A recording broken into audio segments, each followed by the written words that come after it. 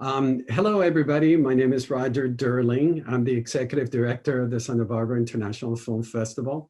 I'd like to welcome you all to this conversation with writer-director Tayarisha Poe. I hope that you're all well and safe, healthy.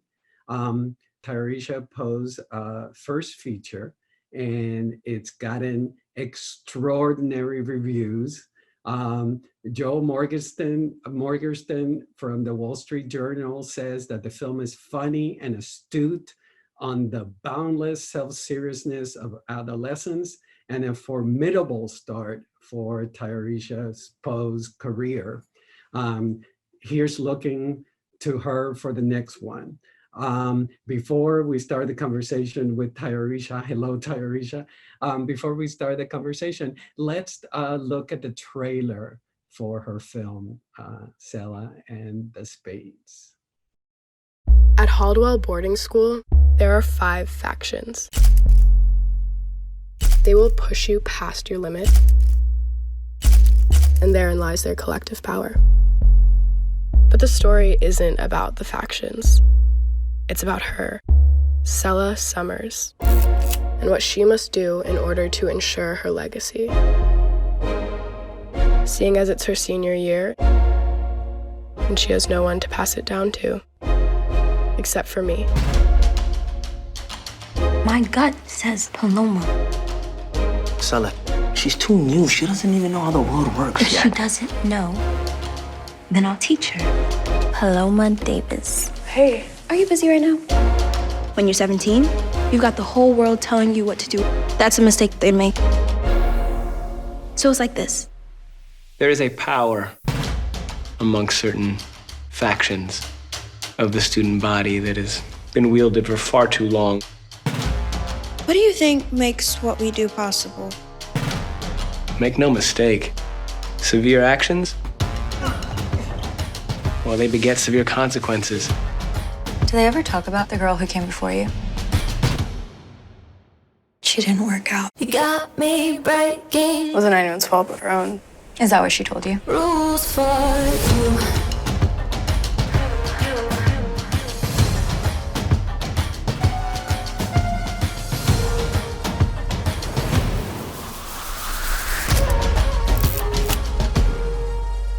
You've got to grab onto that control wherever you can and hold tight for dear life. Because they always try and take it from you, don't they?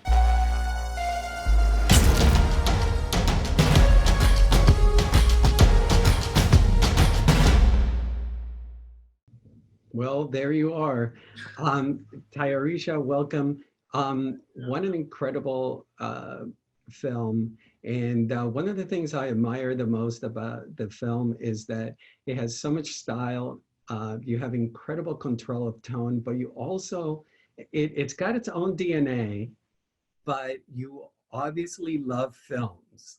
And I have seen, there's so many influences from Rushmore, Wes Anderson to Godfather to Baz Luhrmann.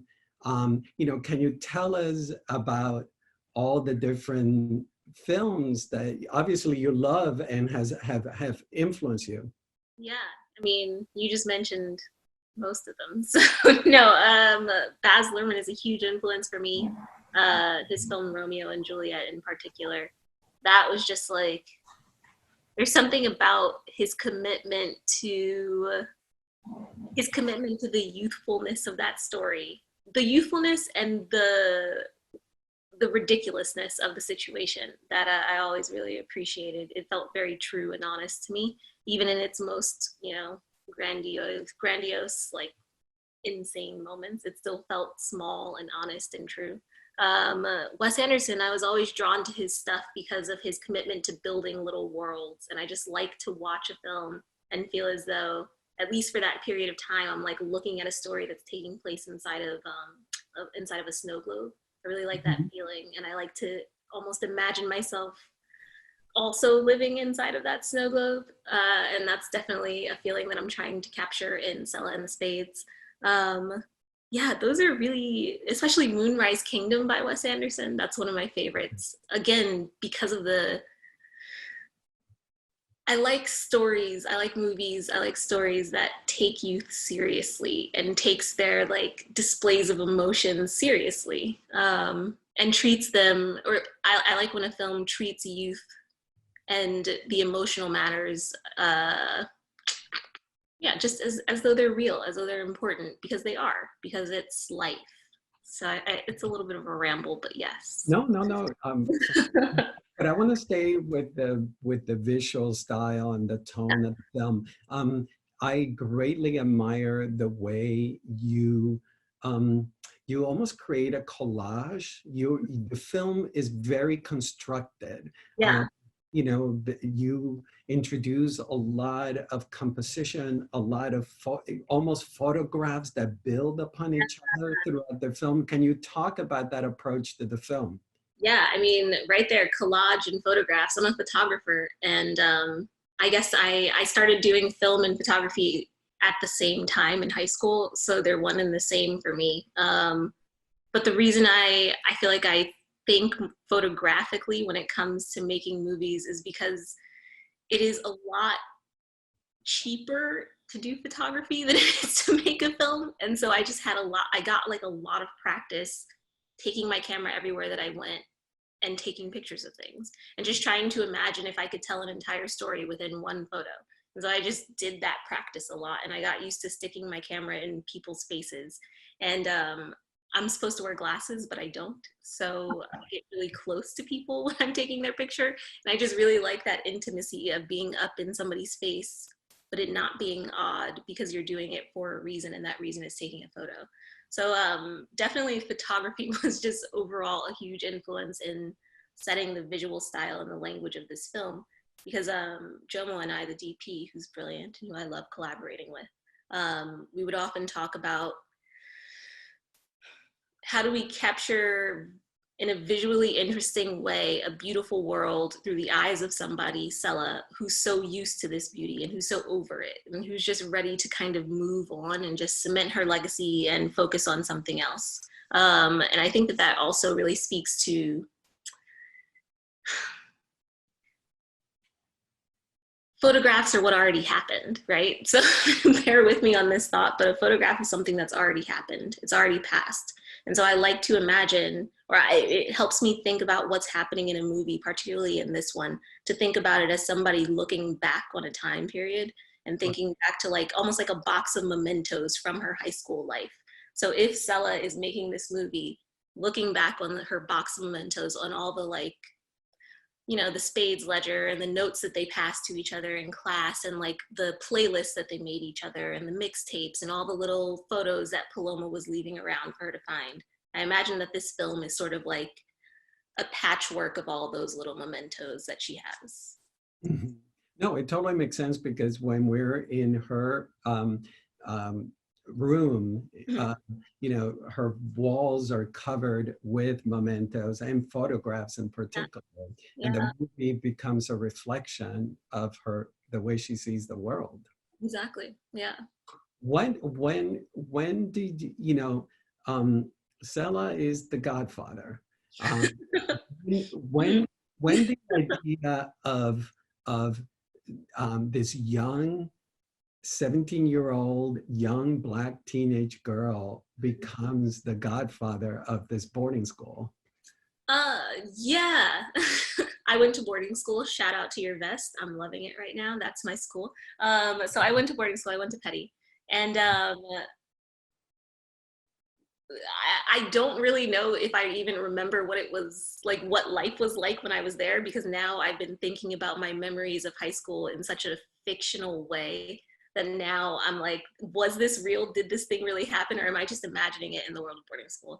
But that said, being at that school and then seeing portrayals of boarding school in media, it felt as though anything that had to do with Black kids at boarding school was about the trauma of the experience of being one of the very few, which is a very real and valid experience. But I remember getting ready to go to Petty, and all of the stories that I could find about Black kids who went to boarding school were terrifying and were just like incredibly traumatic and very heavy and very heartfelt. But they made me afraid of the experience. And so I wanted to make sure that I was adding something to the canon of boarding school movies that starred someone who looked like me, but that was terrifying for other reasons, and that like brought people that fear and uncertainty for other reasons that didn't have anything to do with her race and her identity. So that was really important to me. But in terms of like seeing her as this godfather figure, I feel like when I watch movies and when I read books, I understand that like a character is a certain race or a certain identity, but I can't help but see myself in that character. If I'm invested in the film, then it's because I'm seeing myself in these people, in these characters. And so I guess in some way for me, the Godfather is always part Black woman, at least when I'm watching the movie. So it was a very easy thing for me to envision. You know, I can totally understand humans wrestling with questions of morality as it relates to their participation in capitalism. So I just envision somebody who looks like me doing the same thing. And in speaking about the morality, one of the things that is terrific about your portrayal, the way you portray Selah, is that you're non-judgmental about we're able to empathize with her, but at times we question her choices. Yeah, as we should. We're like, yeah, that's very, I think that it's more interesting to me as an audience member to get the opportunity to decide how I feel about a character, or get the opportunity to decide how I feel about a situation. I feel like in film, there's a very fine line between setting a tone and setting a mood and telling people how to feel about things. So it was important to me that if I'm going to tell characters or tell stories about characters who are very gray, they're not good or bad, but they are characters who do both good and bad things, who both defend people and bring people down. They're complex, they live in a gray area. If I was going to tell those sorts of stories, oh my gosh, I just lost my train of thought. No. Morality and the complexity of Selah. Oh, yeah.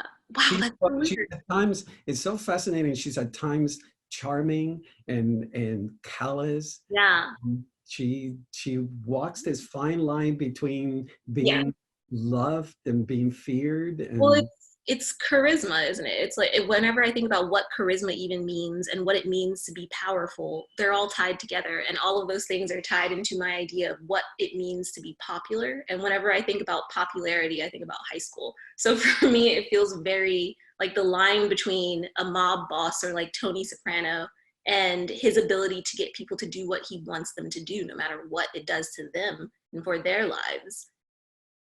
I'm like like that idea of that kind of charismatic figure makes the most sense to me in the world of teenage girls, because that's when I have most, or that in my memory is when I first begin to understand that not only do I have power over other people if I'm able to charm them, but other people have power over me if they can charm me. And that's kind of terrifying, but also very thrilling to realize. It's power. It really is. Let's stay with the subject of power. Sure. It's a fascinating study about how, once you have power, how to handle it, how to keep it. Can you discuss, Selah and power? Yeah, it's interesting. We tend to, in terms of learning how to treat other people, we tend to emulate what we see and what we've been given. So I always wonder if it is fair, or I don't think that it would be fair for me to judge how Selah holds on to her power without considering how she grew up and what it must be like to grow up in her household with her mother and all of that sort of things, but or all of those sorts of things. But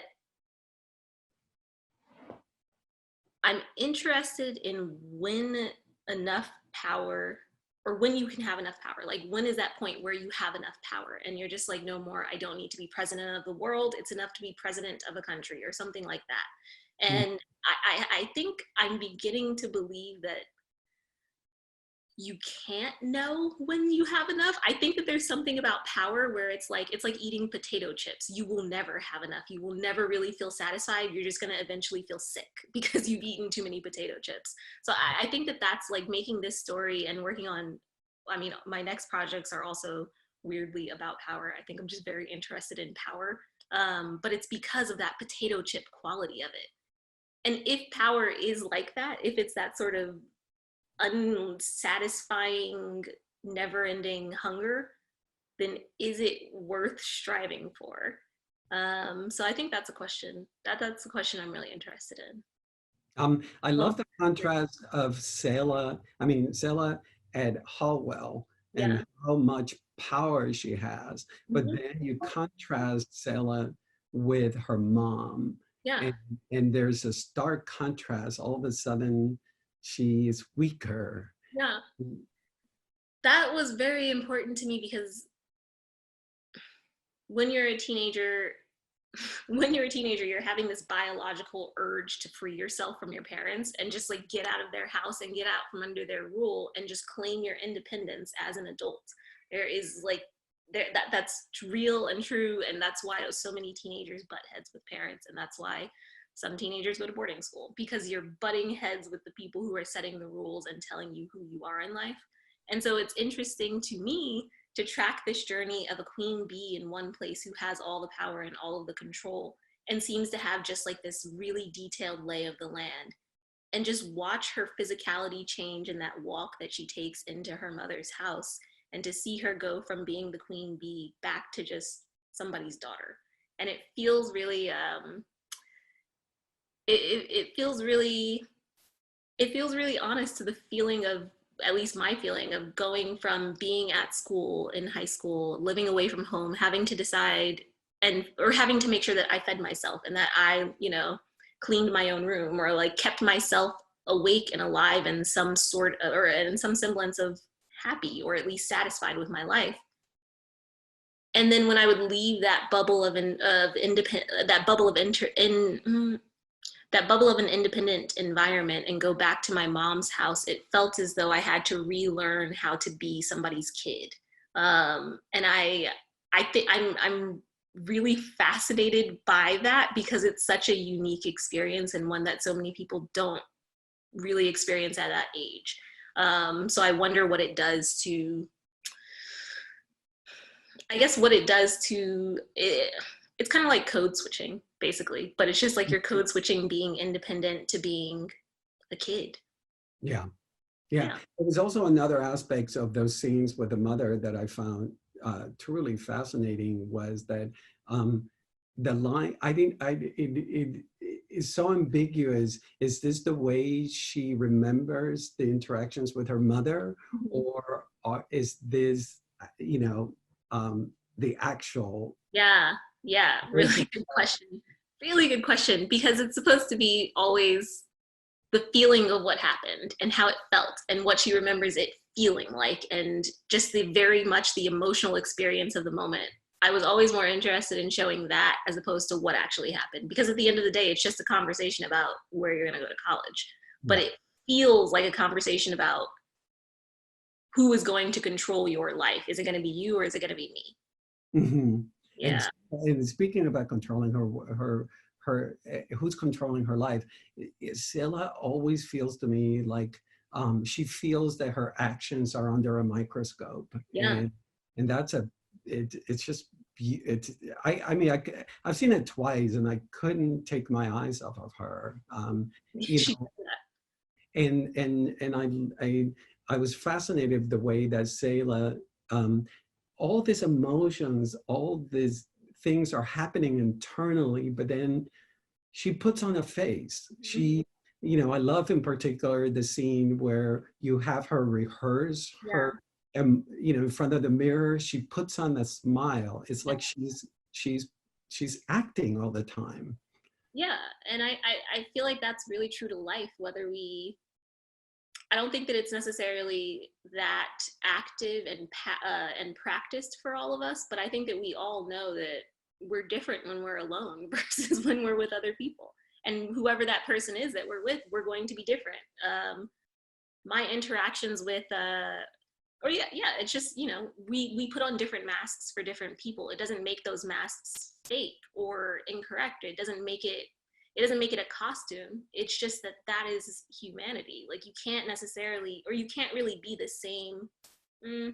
Somebody probably can, but I don't understand how one can be the same for every single person, because everybody's so different. Everybody has such different emotional needs inside of a conversation even. And I think that Selah is somebody who's very aware of the needs of other people, not because she's necessarily interested in fulfilling them all the time, but because she wants to know how she can get what she needs. And the best way to do that is knowing how to make someone feel special. I think she is very good at knowing how to make people feel special. A very poignant moment is when Paloma turns to her, and at least to me resonated when she tells her, you don't have to be perfect all the time. Yeah. You see that struggle in Selah. I mean, do you find that a lot of young women go through that? Oh yeah, I mean, I did for sure. I think that it's very, you when you're at that age, you're a teenager, you're changing so quickly, not just in your body, your physicality, but just your brain, the knowledge of the world. It's like, there's so much information all of a sudden. And you have all of these emotions inside of you that you may not have had access to before. Your whole entire life is changing. And then around you, particularly when you're a girl, you have all of these images of what you're supposed to be, what you're supposed to look like, what you're supposed to smell like, what you're supposed to smile like, how you're supposed to dress, how you're supposed to speak. There are criticisms no matter what you do, though. Like, no matter how you speak, how you modulate your voice, whether you sound like you're asking a question when you're making a statement, it doesn't matter. No matter what you do, when you're a teenager, the message seems to be, you will never be enough. And so that terrifies me, because not everybody makes it through getting that barrage of you will never be enough messaging. Not everybody makes it through that. Not everybody makes it through that with an idea that they are enough simply by being themselves. And so I definitely wanted to, I really love about, or what I really love about Paloma is that she does change throughout the film to become this person who can be powerful enough to stand up at the faction meeting and declare that she has the right idea for them going forward. But she doesn't change who she really is. Like, the essence of her is always the same. She doesn't like go through this makeover moment where suddenly her hair is straightened and she looks just like Selah or anything like that. Paloma, just as she is good enough. And that was important for me, that it was important to me that Selah could see that up close. You bring up Paloma, and I want to ask about, it's such a unique relationship in film to see two women, and it's almost like a love story, but of course there's no sexual, no romantic relationship between them, but it's a primary relationship. You know, can you talk about that? Yeah, it is a love story. It's just that I think a lot of the times when we think about what qualifies as a love story, we tend to think it needs to require romantic or sexual relationships. But I feel like when I was in high school, the things that broke my heart the most were my friendship breakups and like my moments when I would fall out with one group and I couldn't speak to them anymore. That was devastating. I still remember like specific details of specific days when that would happen. But for the life of me, I can't even really remember everybody I dated in high school. Like, it's so unimportant to me now. Whereas all of those moments with my friends, they feel so much more, or they felt so much more formative.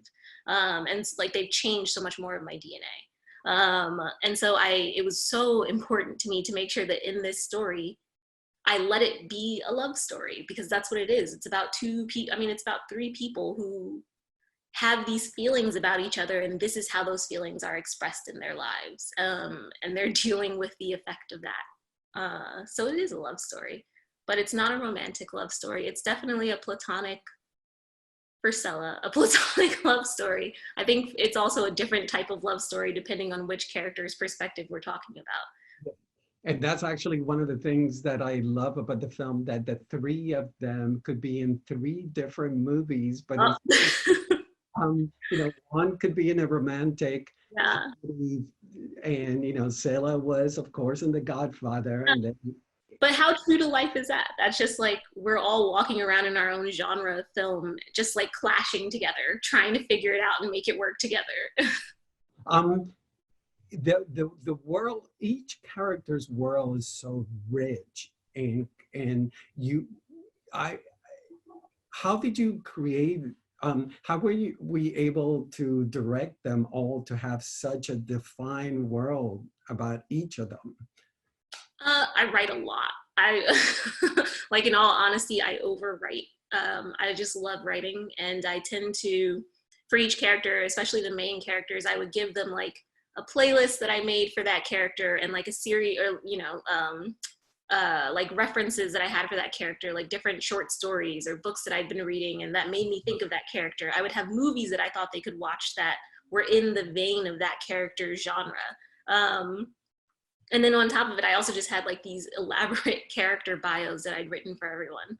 So I think that they felt that way because we really understood those characters. And then on top of it, rather than just having a bunch of actors spew out my words and just be mini me's, basically, I also really wanted and encouraged, and it did happen, encouraged everybody to make the characters their own. And they really did. So all of those kids, like, I really view it as a collaboration, because if we cast anybody else in one of those faction head roles in particular, it would have totally changed the vibe of the whole group. And that's great, because it means that this is the only version of this movie that could exist. And that's kind of cool. So I overwrite. That's the best answer.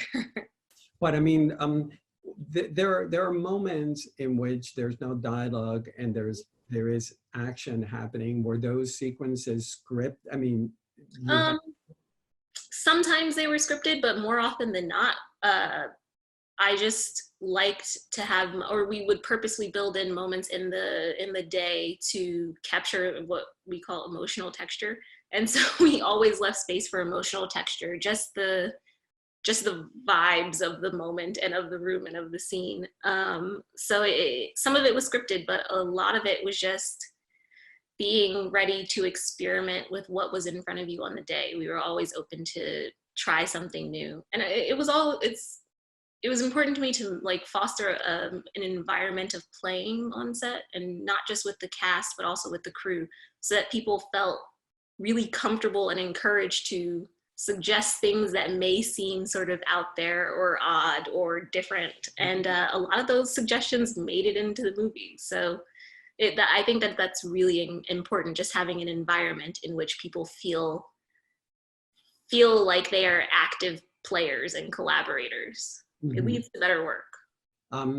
Mark my words, and to the people that are listening to this cast, they are going to have this incredible career ahead of them, and people will remember this film and say, oh, that was this film that brought them all together, because all of they're quite a fantastic group of young actors. Can you tell us about casting Lovey Simone as Selah? Yeah, seeing her tape, she originally auditioned for Paloma, and as soon as I saw her, I said, oh yeah, she should totally be Paloma, because without even really thinking about what that meant for the dynamic of the trio, it was just, as soon as I saw her perform, I needed her to be in the movie. I didn't know exactly where she would fit. I just knew she needed to be in it. And so then we also had her read for Selah, and turns out that was where she needed to be, because we had this, like, Lovey and I had FaceTimed before she did the audition for Selah, just so I could clue her into what the character was about. And she's such a bubbly, gregarious, just like giggly person, Lovey is. And then to see her tape as Selah, to just take that same natural charisma that she has, but channel it into this character whose almost sole drive at times is power and control.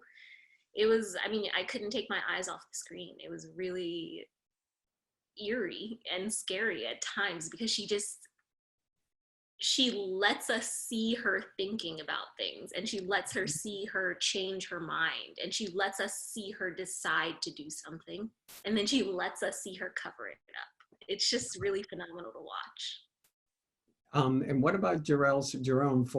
For those not familiar with his work, he's been in Moonlight. He was in Ava DuVernay's When They See Us. Wonderful. He's amazing. Yeah, Jerrel, I actually met Jerrel. I did the Sundance Directing Labs in 2017. And for that, with a crew at the labs, you put together, I think, like 4 or 5 scenes from your feature script. And so you're able to bring actors with you to be the actors in these scenes. And Jerrel was one of the actors that I brought with me to play Maxie. So he was the first one on the project, technically. And I met him that summer doing the labs, and he was Maxie. And he just is so funny. He's really hilarious. And I know that he's really big for these very dramatic roles and very serious, weighty scenes. But Jerrel as a person is hilarious. And so it was a part of Maxie that at that time I hadn't really fully realized until I saw Jerrel play Maxie. And so it felt, again, very obvious to me that he should be Maxie. Mm-hmm. And they all seem to have wonderful chemistry together. Oh, yeah. And it's genuine, like from day one, just from meeting each other, particularly Lovey and Celeste. From the moment they met, it was like love at first sight. Like, it sounds so storybook and so cliche, but it was very true and real. And they are still besties. They hang out all the time. Not now, obviously, but it's their connection. I think it would be difficult to fake that or to just act it through. I'm sure great actors can, but there's something about their connection to one another in real life that they very willingly showed on screen, and it makes such a huge difference. The usage of the boarding school, can you talk to us about that hermetic world you set it in? Yeah, it's a bubble. It's a bubble, and it's a bubble in which it's a bubble where there's like a false equality that can manifest itself in it, where you think that you're all at the same school and you all have access to the same things, but in small ways, the inequalities of the real world show through, the class inequalities in particular. I think the racial inequalities were very obvious.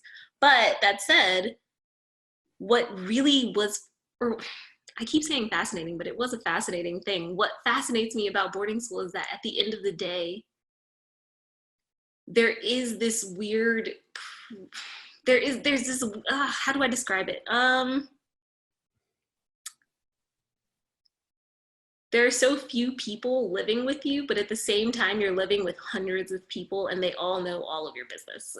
You know all of their business and you cannot escape them. You wake up, they're there. You go to class, everybody's there. You go to lunch, everybody's there. You go to study hall at night, everybody's there. You go to bed at night, everybody's there. And so it's almost like I come from a large family. I've got a bunch of brothers. But that was a weird experience of having a family of hundreds while also being an individual. And I can't think of anything that really replicates that for me, not even college, because it's also about the age in which you're doing it. Again, when you're a teenager, like I said earlier, so many things are changing so quickly and so many new things are happening to you that you're experiencing it within this bubble of a bunch of other people experiencing the same change. I don't know how every single boarding school doesn't immediately devolve into like a Lord of the Flies situation, but I get that book, like it makes a lot of sense to me. But I think it's because when you go to those schools and when you live in a bubble like that at that age, that formative age, you just make a new language. Like you have different rules of ways of being and different rules for your life in school in that bubble than you do in the real world. And I think that that's because it's like a survival thing. You have to have a different language. But you also capture that you've talked about independence. There's also a sense of sophistication about them in there. These are, I keep having to remind myself that these are 17-year-olds. They're acting like adults. Yeah. Have you seen that movie Clueless? Yes, of course. There's this line in Clueless when Cher is walking Ty around the school, introducing her to everybody and like telling her what's the deal. And Ty looks at Cher and her friends and she's like, you guys all sound so smart. And then Cher just looks at Ty and she's like, well, it's a really good school. And I feel like that's like the whole movie where it's just like, yeah, we've lived our lives being told we're smart and now we're acting this way.